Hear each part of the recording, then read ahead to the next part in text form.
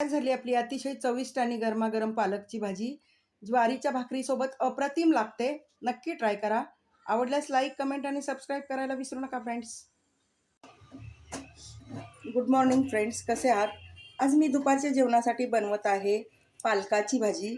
भाजी बनवण्यासाठी पालक एक जुडी मी स्वच्छ धुवून घेतला आणि असा कापून घेतलेला आहे. आता पालकाच्या भाजीमध्ये मी तूर डाळ घालत आहे, भिजवलेली आहे. आता मी इकडे तूर डाळ घातलेली आहे. आता घालूया बारीक कट केलेल्या 4 मिरच्या. घालूया हळद अर्धा चमचा आणि हिंग. आता आपण हे पाणी घालून छान मऊ शिजवून घेणार आहोत, कारण आपल्याला गरगट्टा करायचा आहे. तर त्यासाठी शिजवणं गरजेचं आहे. पूर्णपणे एकदम मऊसूत भाजी शिजली पाहिजे. आता आपण भाजी शिजवून घेऊया. इकडे पालक भाजी मऊ शिजून तयार झालेली आहे. आता आपण फोडणी घालूया.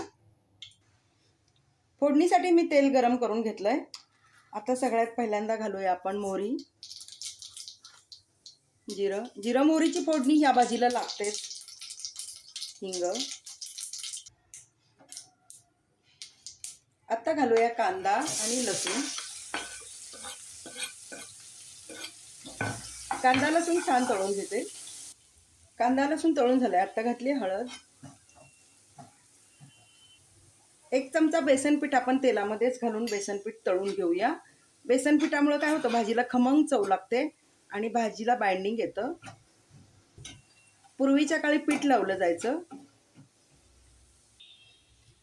आता घालूया 1 मोठा चमचा शेंगदाण्याचा कूट.